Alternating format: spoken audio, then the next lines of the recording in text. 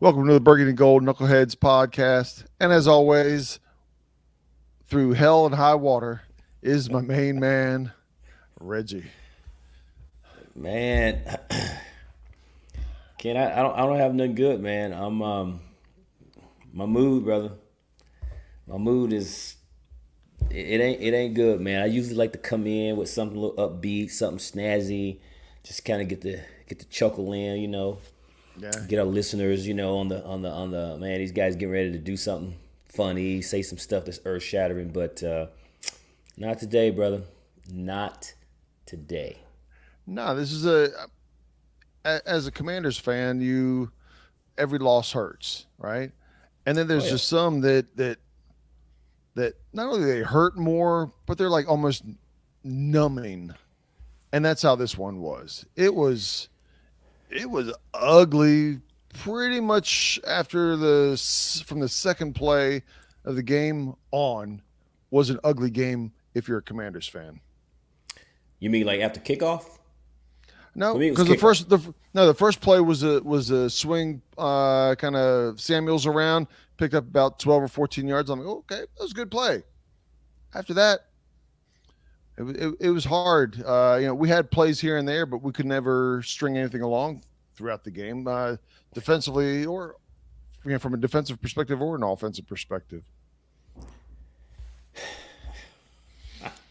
I mean, here, Well, why let you me got just. why? I was gonna say, you want me to go over just a few numbers while you gather yourself?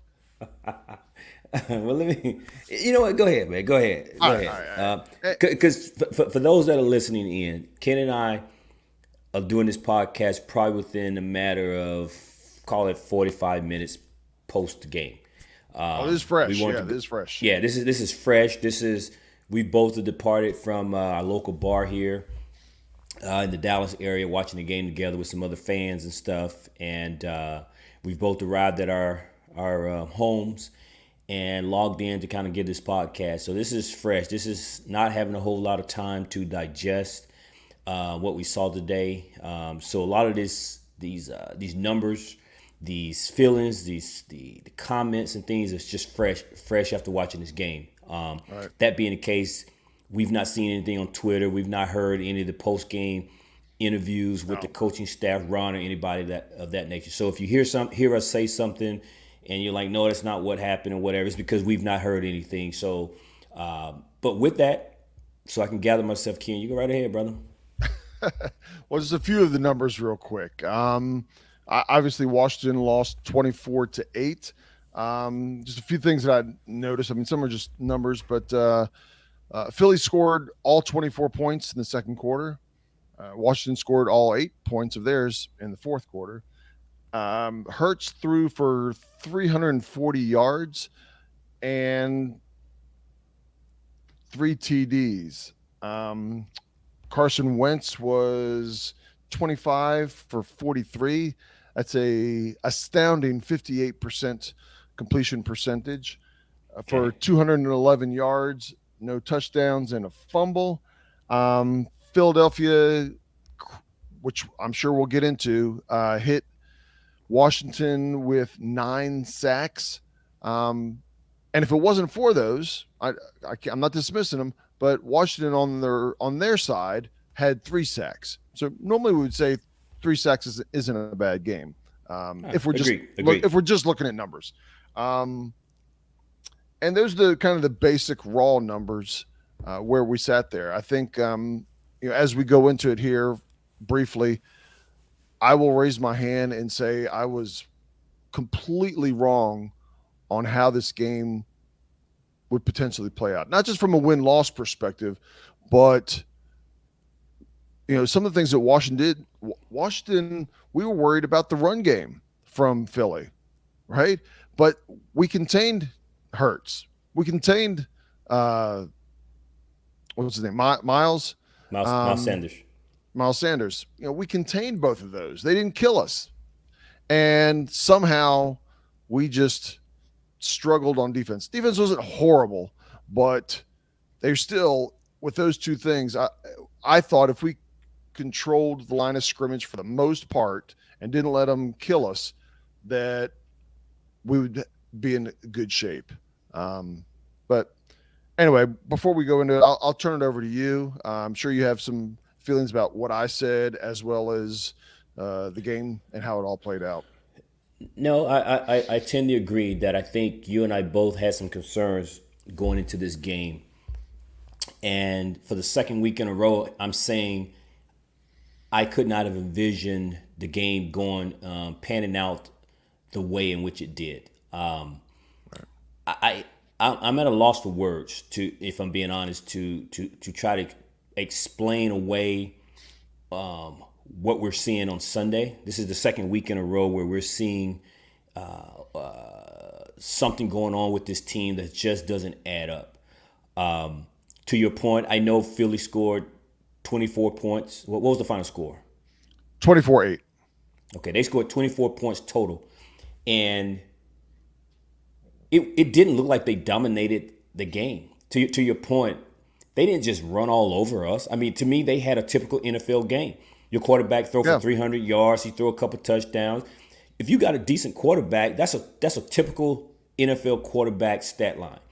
And but- if you would have told me that our defense was going to hold them to 24 points, I'd have said, I think we're going to pull this game out.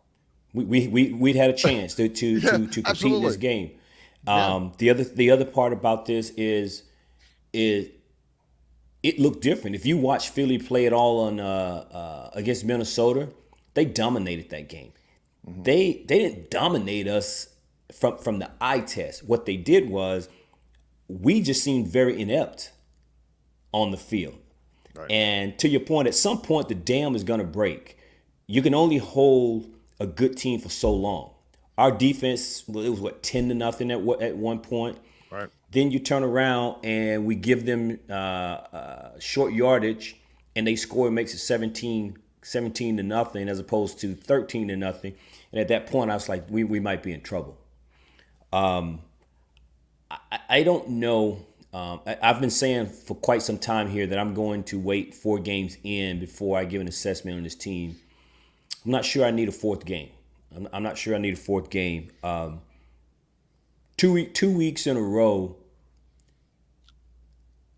this team seems to have, I want to say get off the bus, because one game we were in Detroit last week. Right.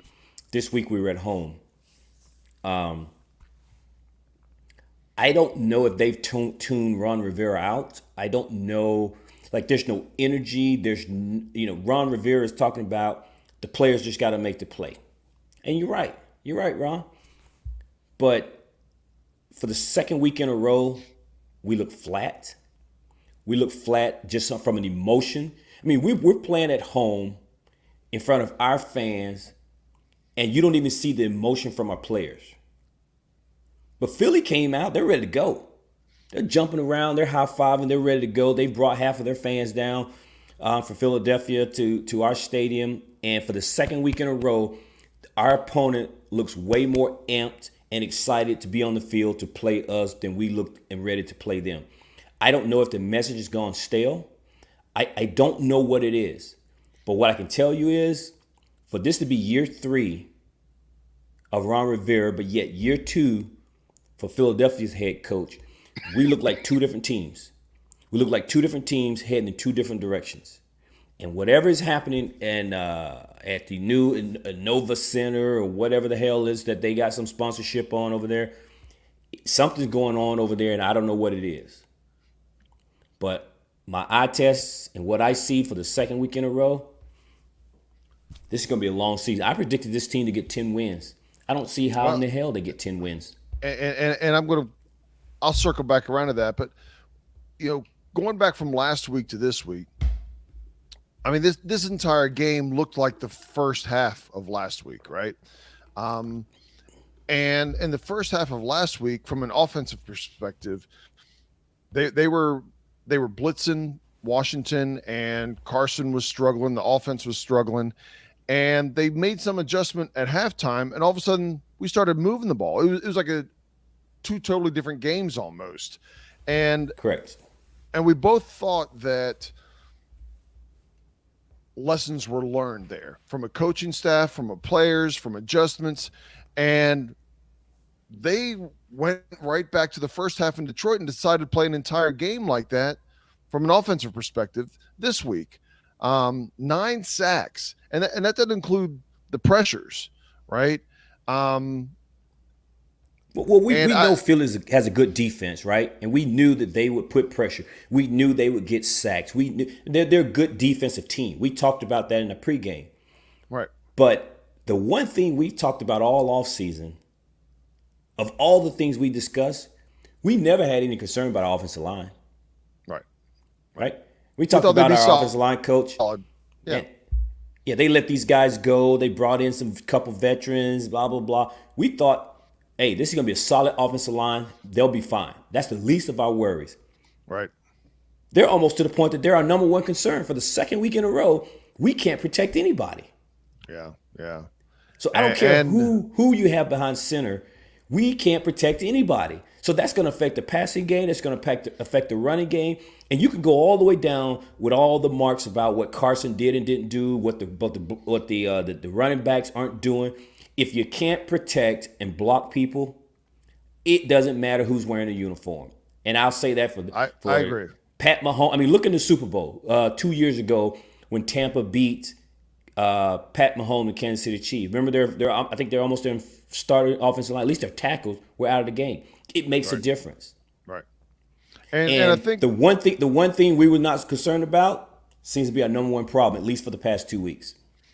yeah, and I don't disagree, right? And I don't know what happened that they've struggled so much. These are all veterans. Whether they've been, some have been with Washington for a couple years. A couple guys are new, but they were veterans and were productive where they were before. Right? But I don't want to go off the deep end on this next topic here. What I'm bringing up is Carson Wentz needs to play better. Okay, Hang on before you do that. But Hang on before you do that. Okay, So you mentioned, and we'll come back to Carson. You mentioned that I changed hats. I did. did. If anybody else didn't notice, that's not the hat that he was wearing at the right. game. Yes, We were at the game. I got my Beat Philly shirt on, but I had on a Commander's hat. correct. I put this on for the podcast for one reason, because I wanted people to understand my feeling. My feeling is, I feel like this is the same team. I feel like we're going into year 3 with Ron Rivera. He said that year 3 is supposed to be how you measure. Well, Ron, we're measuring you now. You said give yourself a chance. This is the year. Well, based on these results, Ron, we look like the same team. We look like the same team, brother. So I'm going to put this on. I'm going to wear this for this podcast because I want it to be symbolic of, it doesn't matter what the name is. We seem to be the same team prior to you getting here. And in the past 2 years / 3 games, no change, brother. No change. But go ahead with your Carson Wentz thing, Ken. Well, I know a lot of people know that I was not a big fan of Carson Wentz coming to Washington. I thought that potentially we could do better. I thought we gave up a little bit too much for him. But now that the season has started, I've tried to give him credit for the things that he's done right. Because the first couple games, he has done some things right. Not a perfect quarterback. I'm not trying to put him as a top 5 quarterback, but I thought that he had played well. This is the first, what I would say, an entire game where Carson Wentz did not play well at all. I understand he was, his offensive line wasn't helping him at all, but Carson Wentz, if we want him or expect him to be a franchise quarterback in games like this, that quarterback needs to elevate his game. And it didn't happen. He didn't make it easy on his receivers with his passes. When he had time, his passes could have been a lot better. He had receivers thrown behind him, underneath him, a handful of high passes, and just some were just flat out misses that the receivers on I forget who it was. Maybe it was Dotson. It was like a 5-yard scrape right across the line, and he couldn't even get his hand on. I mean, he didn't touch the ball. It was in the air was probably through the air. It was probably a 10-yard pass, but he was only 2 yards in, but over to the side. And Dotson, he couldn't even put his hand on the ball. You cannot win this. I'm going to say it again until the world either agrees with me or tells me to shut the hell up. Your passes 7 yards and in, to be a successful quarterback and a successful team, you need to be hitting those at 85% completion rate and hit them in stride if you want to have success. That's how you get your weapons, your Terrys, your Curtis, Jahan, to make the playmakers get the plays. It's not just getting into their hands, right? It's hitting them in stride so they can make that break, so they can miss the tackle, so they can cut to the left, right, stop, whatever it is, juke somebody and go. And Carson Wentz is not letting those players, he's not putting them in a position with his passes to be able to do that at all. When we saw it the first game and he was throwing it very, very well, the offense was very productive on that. Again, this is not all Carson Wentz's fault, but he has not elevated his game when things are going well. When things aren't going well. I want my quarterback and my stars to elevate their game and carry us through, get us through the game to keep us competitive. I got you. So let me ask you this. Does it surprise you that Carson's not doing that? All the things that you described. Does it surprise you that he's not being accurate? He's throwing the ball over the receivers and all those things that you just described. Does that surprise you? For an entire game like this, I would say yes. Okay, this was a bad game for him pretty much from beginning to end. He made very few. Bad game for the team, Ken. It's a bad game for the team. Absolutely.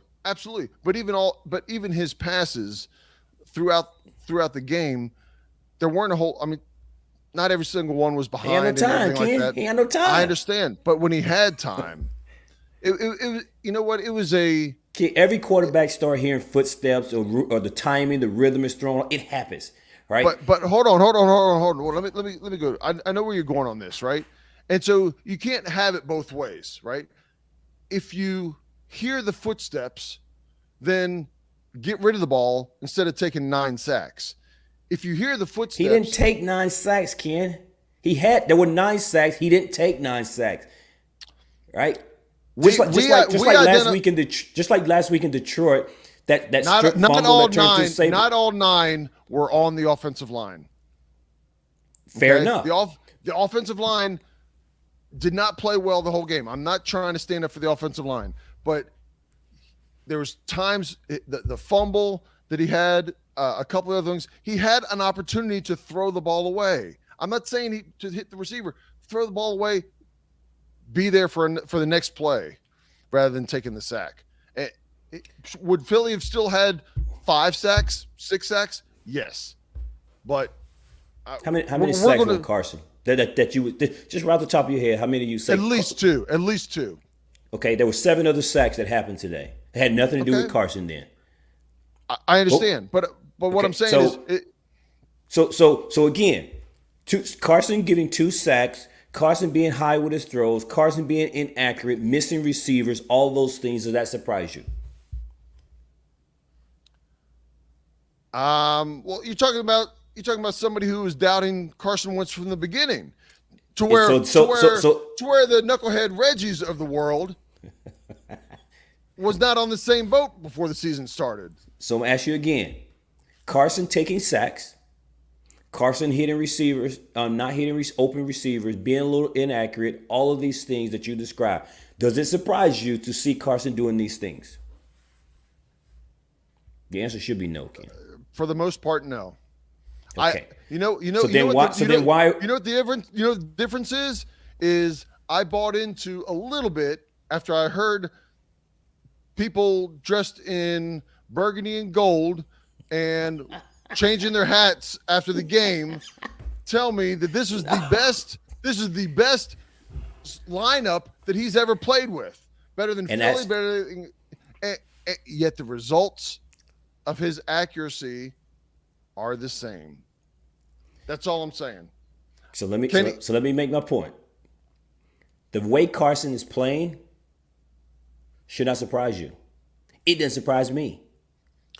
What? But okay, let me. How does it not surprise you? Finish. Go ahead. If you let me finish, Carson's play.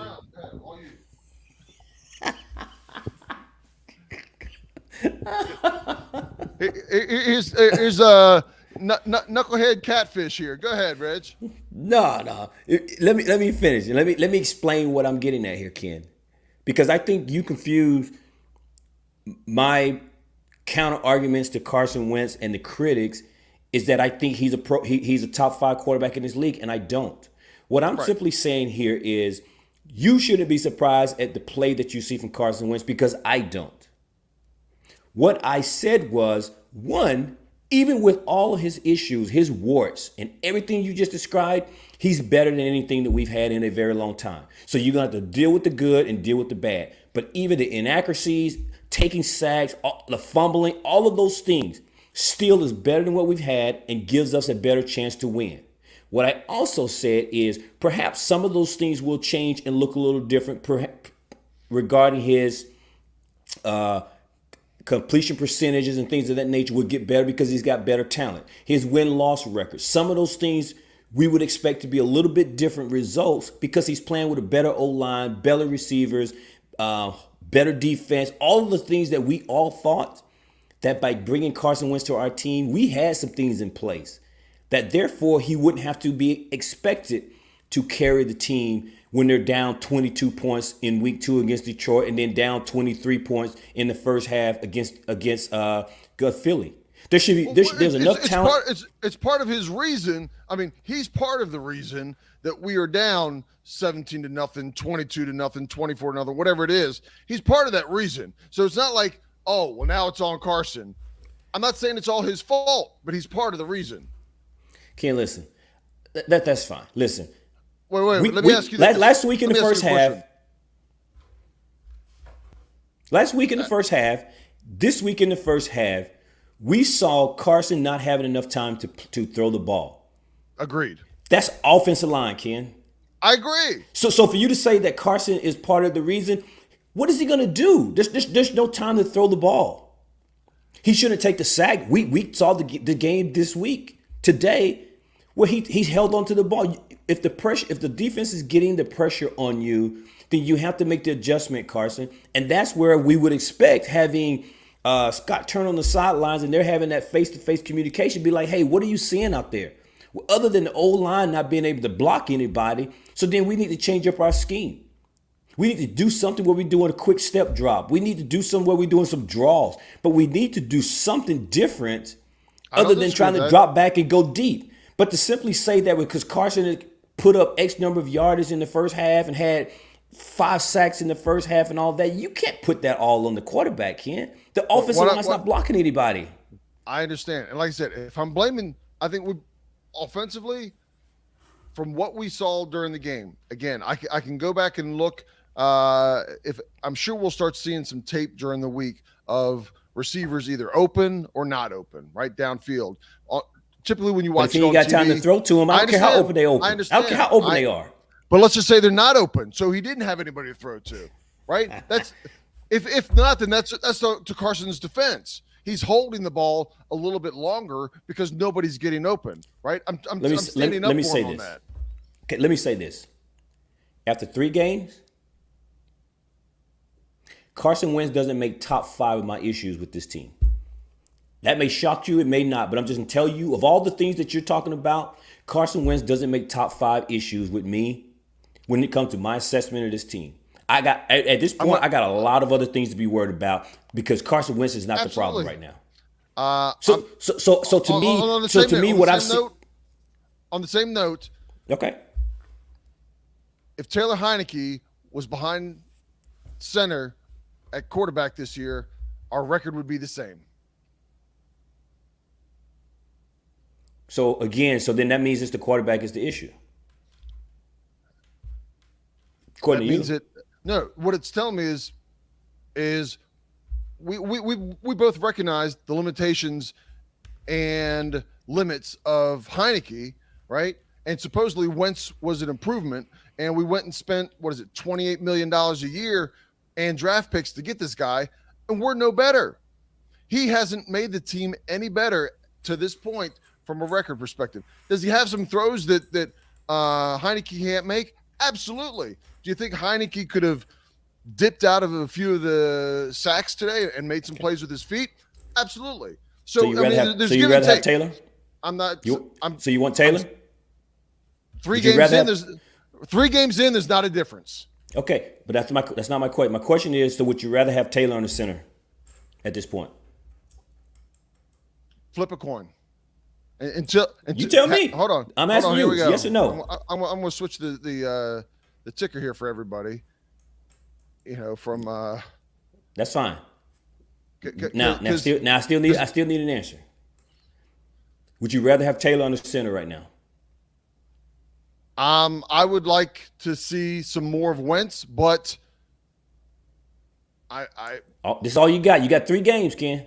Look, yes or no question. You got 3 games. Would you rather have Taylor on the center? Since you say the results are no different. Do I want my ugly girlfriend that I had last year, or do I want my current ugly girlfriend? They're both ugly. They're both ugly at this point. I'm gonna try this again. Which ugly girlfriend do you want, Reg? Everybody knows who I want right now. I'm asking you. Okay. So after 3 games, who do you want on the center? I'm fine running it with Wentz. Okay. All things on equal, our offensive line played better with Taylor. So when Taylor played last year, the offensive line wasn't playing a lot better than what we're seeing now? You need to go back and look at some. No, we're playing bad now.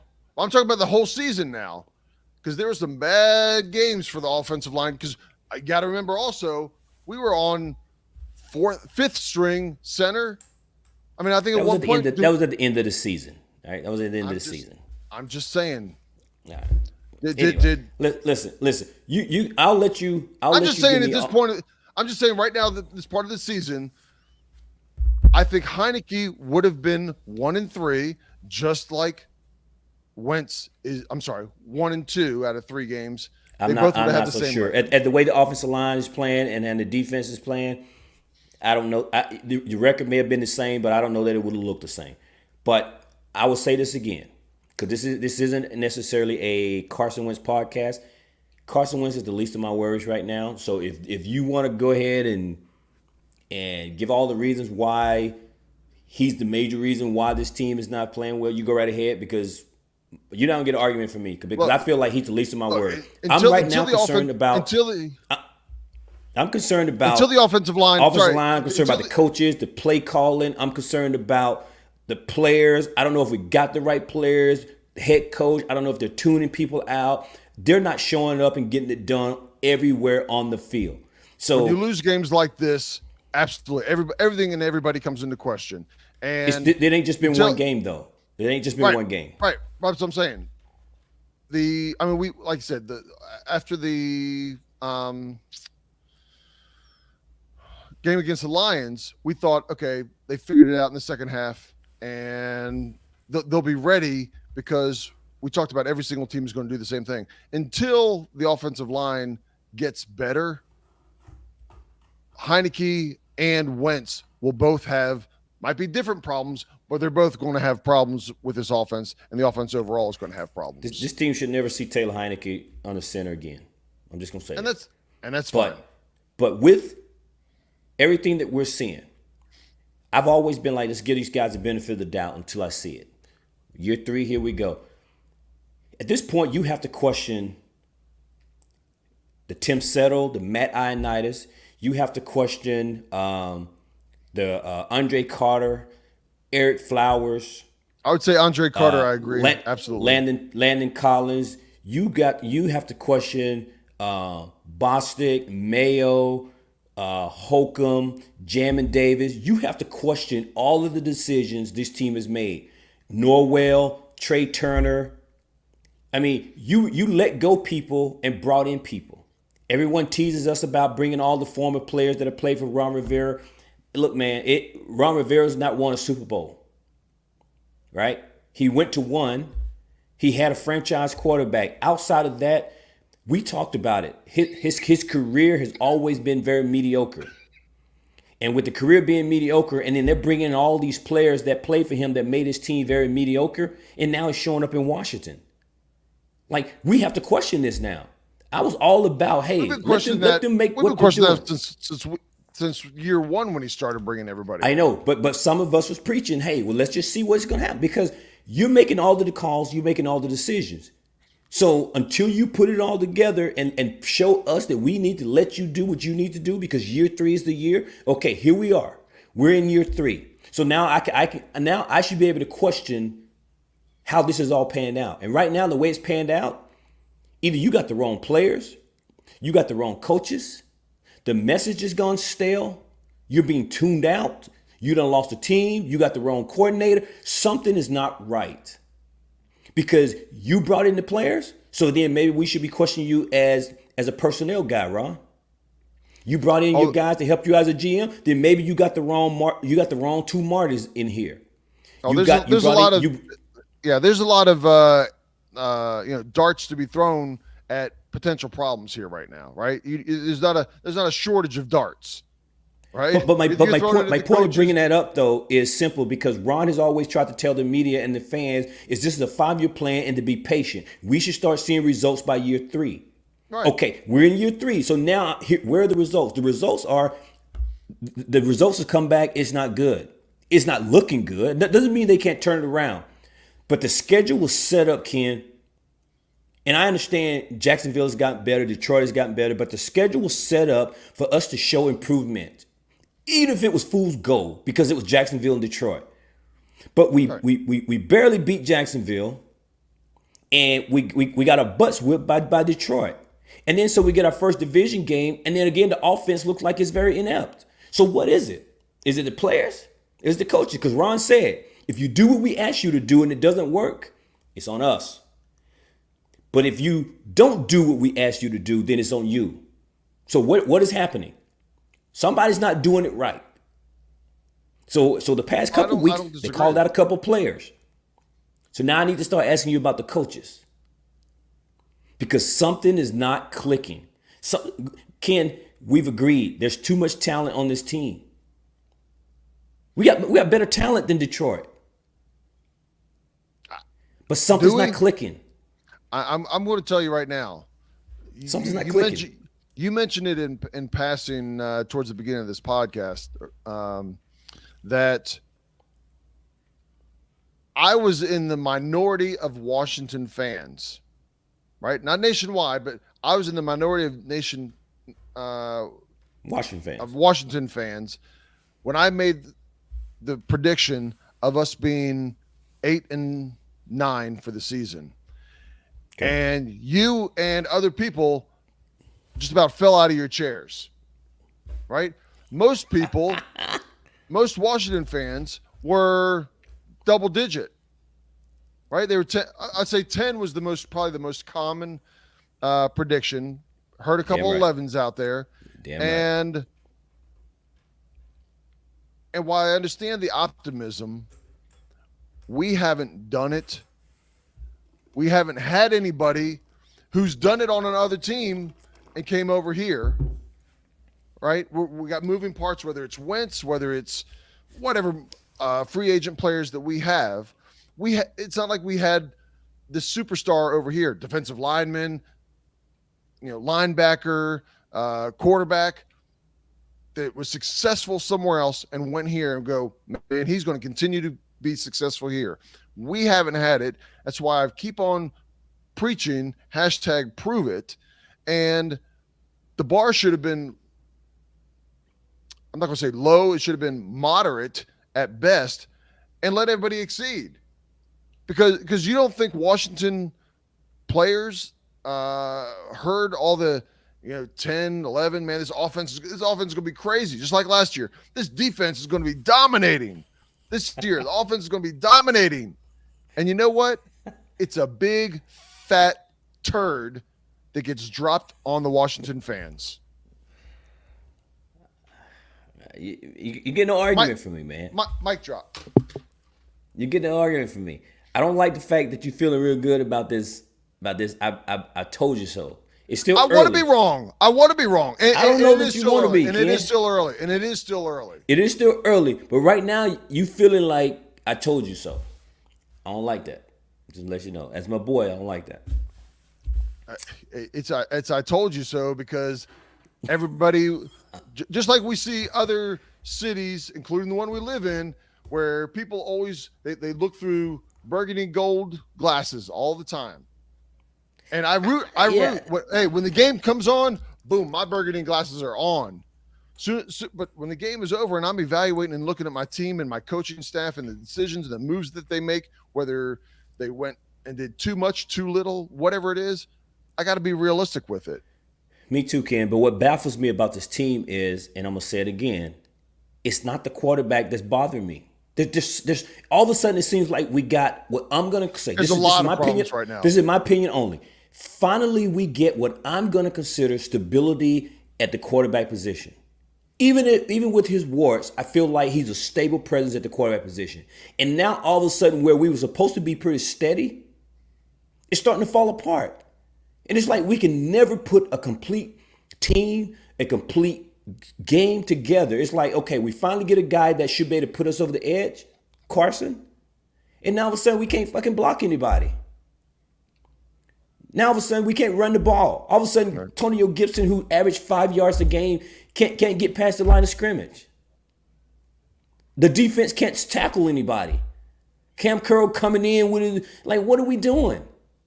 You're safety against a tight end, not a corner. You're a safety against a tight end, and you come in and you throw one of these, and the guy just basically sidesteps you. So it's like the team just all of a sudden, yes. it feels like the team said, oh man, we finally got a quarterback, so we don't have to play as hard. And now everybody then stopped doing their job. I don't know what it is. Because the team that we had prior that I thought was going to be improving, and then now we upgraded the quarterback position, I thought was going to make this a solid team, and that's why I said 10 wins. Well, But and I this, will what we're say, seeing- yeah, and I will say, and I you know, if there's a game we all want to win as Washington fans, it's next week against Washington, right? It's Dallas. Right. I'm sorry, Washington against Dallas. If we lose the third game in a row, and the third game is against Dallas, man, the coaches, period, they're going to have a hot flame under their backside. Not that they shouldn't right now, but man, they will feel the heat and the pressure. If we I'm lose going to make a next prediction week. right now.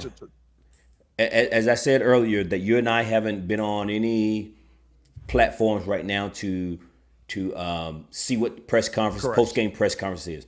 I haven't I'm looked gonna at a make a single thing prediction. at this point. I'm going to make a prediction that if we lose next week to Dallas, and it may already be out there, and that's why I was going, it may already be out there, but certainly if we lose next week to Dallas, there's going to be call for Ron's job. If it's not even out there already. Yeah, that wouldn't surprise me. Yeah, if it's not out there already. I mean, people are already calling for Del Rio's job, right? I know that's some that's more of the knee-jerk reaction fan out there, but yeah, part of it depends on how we lose. If we lose, how we lose. But if we come out playing like we did today and lose to Dallas, oh yeah, there's gonna be a lot of questions that need to be answered on how the coaching staff is preparing this team for week to week. Absolutely. Yeah. And that game is here. So it'll Here be in our being backyard. in Dallas. In yes. Dallas. Yep. And so it's in our backyard. So we'll have to deal with that for a week. But man, if all of a sudden we lose 2 division games, which means we'd be on a 3-game losing skid. Yeah, it won't be pretty. Yeah. But we'll talk about that game. We'll talk about that game here in a few days. We'll do a podcast on the upcoming game against Dallas. But this is an ugly game. Team seems to be regressing. There's a lot of that we're areas that I thought that we were going to be solid on. I don't know what's going on, man. Yeah, we're 3 weeks in. 3 weeks in, and there's a lot of aggravation, frustration on Washington fans. I'd be interested. Now, granted, Dallas week always pulls people in, but after Dallas week, especially if we were to lose, what are the stands going to look like? What are the sports bars going to look like? What are the TV ratings in Washington going to look like for Washington games? You're going to see it fading down, down, down, and I don't people like are fans like, like that. it's just another D. But I don't people like are going to fans be like that. the casual fans. Will be tuning out and saying, you know what, I got some leaves to rake instead of watching Nah. this horrible team. Then rake them now. That's If fine. all of a sudden That's all of a not sudden, you and if this I. is going to be the reason, if this is going to be the reason you want to go rake leaves on Sunday, then go rake them now. Don't wait till next week. Don't wait. People come up with an excuse. People find an excuse. No, I know, and I know what you're talking about. And these are fair weather fans. I don't want them. I don't like being around people like that. I'm not saying you gotta. I'm saying you gotta eat, sleep, and breathe Washington football. That's not what I'm talking about. But don't be that guy that comes out just when we winning. Don't be that guy. Oh, well, you and I aren't that guy, right? But we see at the sports bar, the fan club and everything that we're at, we've seen in past years the attendance drops dramatically. And yes, we've been critical of those people, but You see it that is thumb? what it is. Yeah. Because I know we try to keep our podcast family friendly and all that kind of stuff. But man, I wish I'd be using another finger right now. So I'm gonna use the thumb down. I'm gonna use the thumb down just to keep it PG. But boy, there's another finger on my hand I like to use right now for people like that. The pinky? Yeah. Anyway, you got anything else you want to wrap up? Because I know we're both frustrated, and we could kind of just, beat this. Yeah, beat man, this I'm horse. mad, Ken. I'm mad, but I mean, because like I obviously- said, I don't mind losing, man. I don't mind losing. I'm not a sore loser, but man, it's how you lose. And these past 2 weeks, the way we've been losing games, man, has got me feeling a little different. That's why I say I don't need a fourth week. If they don't get this thing turned around, at this point, this Dallas game is probably a must win as far as I'm concerned. yeah. Well, if we keep playing like this, my 8-9 record might be a little bit high. And I don't anticipate they're going to play like that all year long. Washington, I think, will get something together at some point, hopefully sooner than later, obviously, and they'll get a few games together where they start playing and kind of get into a rhythm. But yeah, they need to figure it out. And what that means is it'd be like any other year, it's too late. By the time they get it together and start clicking, They need to do it quickly. Yes, it's absolutely. too late. It's too late, right? We got to start. We got to start fighting games in a playoff mode in week 10. Like come on, man. No. They got to do it this week. And I know saying this is a must-win game is a little Oh, it's must win. extreme, but you're close to it. It is. The only thing that can make this day better, man, if I go check on my fantasy. We don't talk fantasy here. Let me meet you. Hold on. I got to control. See, now y'all can't hear him. Go ahead and talk all the fantasy you want. Nobody can hear you right now, Reg. We don't talk fantasy on this. All right. See, y'all can't hear him. We can't hear you. We got you muted. I got the power. All right. You're back. You're back. You done fooling around, man? Listen, I'm just simply saying the only thing that can help make this day a little bit better now if I can all of a sudden be playing well on my fantasy team. So I need to go check that out and see how that's going. And then I'll be on for Monday night. Yeah. Be rooting Monday night. Let's go Big Blue. Yeah, let's go Giants. Let's go Big Blue. But so anyway, I don't have anything else. But that's all I got, man. All right, that's all I got. Till our next podcast. Stay tuned, folks. Yeah, stay tuned to us later this week. We'll be putting out the preview for the upcoming Dallas game. So, you see the banner there. Make sure you follow us on Twitter at the 2 Knuckleheads. That's at DA, the number 2 Knuckleheads. And we love to hear from you and get some feedback on you. Not only on the podcast, but on the team as well. I'm pretty sure Twitter is on fire right now, man. So I'll have to check it out. Oh. It's going to be it's ugly out there right now. It's one of those things that I don't even want to get on because I'm getting on. as as upset as you and I are, we're still somewhat rational. And some people are going to be like, fire everybody, cut Wentz, fire Ron, fire, both offensive coordinator, defensive coordinator. Like, all right, well, let's go get a couple guys down at the Safeway food store. And I'm pretty sure people are calling for Howard right now. yeah, calling for everybody. Wouldn't surprise me. Wouldn't surprise me. Yeah. So, all right. Well, maybe I have on a different hat next week, but that's all I got for y'all. So please follow us, like us, retweet us, share, spread the word. We try to be reasonable. We try to be PG. When Ken and I is off air, it's not quite so PG, but we try. Not to be PG not with a game like this. Yeah, not with a game like this. Yeah. Because I tell you what, them. I thought you needed me. Yeah. All right, man. Well, till next time, y'all. Peace out. Peace out, knuckleheads.